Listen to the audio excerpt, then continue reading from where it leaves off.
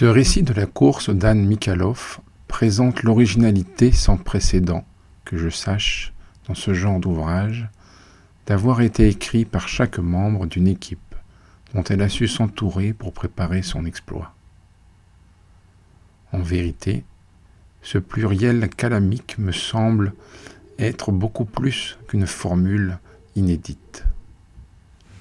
C'est d'abord le reflet de la gentillesse et du fair-play d'Anne. La solitaire s'est préparée en commun. Elle ne l'oublie pas. Loyauté, bien sûr, mais peut-être aussi autre chose, une confiance intime et profonde en son étoile. Elle peut généreusement partager son passé si elle sent que son avenir est riche de virtualité et d'autres promesses. Elle a une vie devant elle et je serais surpris qu'elle s'en tienne à ce premier coup. Au reste, cette pluralité des témoignages est pleinement justifiée. Suivant l'image d'Anne et de Serge Mikhalov, la traversée apparaît comme la partie émergée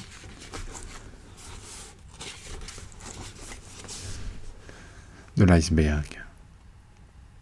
Un énorme travail a précédé l'épreuve, tâche obscure mais essentielle, dont il était intéressant et juste qu'elle fût apportée par ceux-là même qui en étaient chargés, et qu'ainsi ils puissent exposer les raisons de leur choix.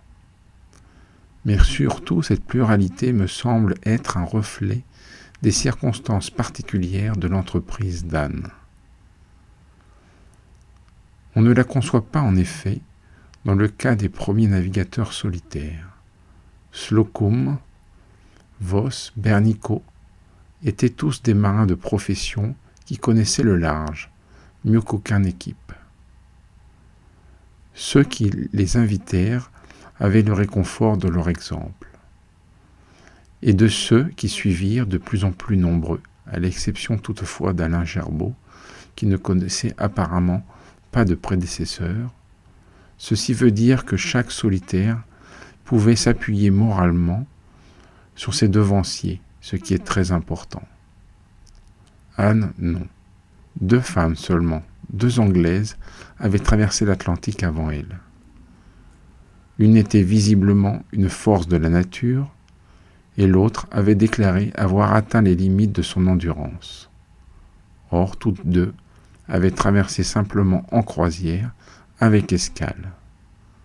En d'autres termes, Anne, comme d'ailleurs Marie-Claude, Fauroux et leurs concurrentes polonaises, entreprenaient, d'une certaine manière, une première. Ce qui psychologiquement est bien autrement difficile qu'une réédition. Non seulement on n'est plus solitaire que d'avoir aucun man pour tenir compagnie, mais on est aussi plus exposé aux pressions décourageantes. Au début, Anne pouvait ne rencontrer que des sourires amusés et sceptiques. Mais son dessein s'affirmant, une opposition se cristallisait, par peur de la perdre, pour beaucoup.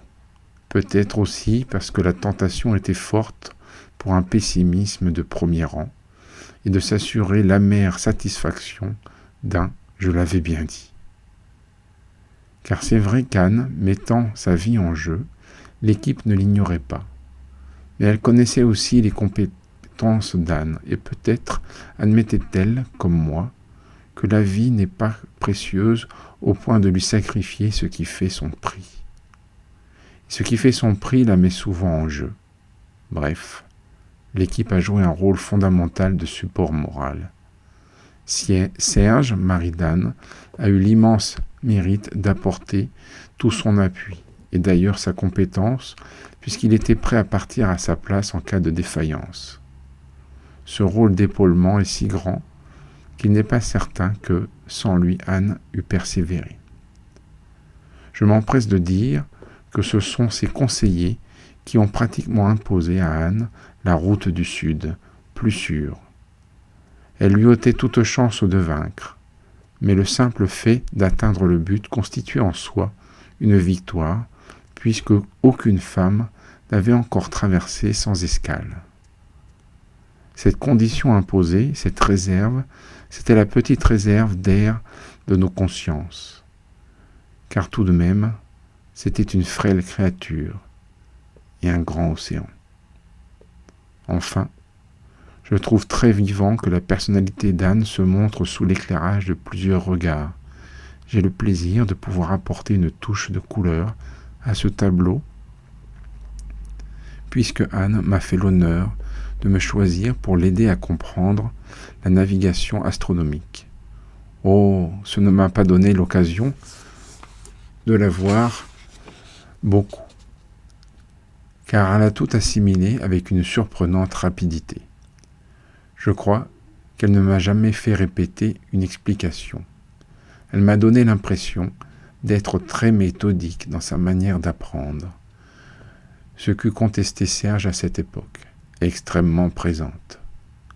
Elle parlait et pensait comme on marche quand on sait que l'on va sans revenir en arrière, et vite, au point que je doutais qu'elle eût bien tout compris.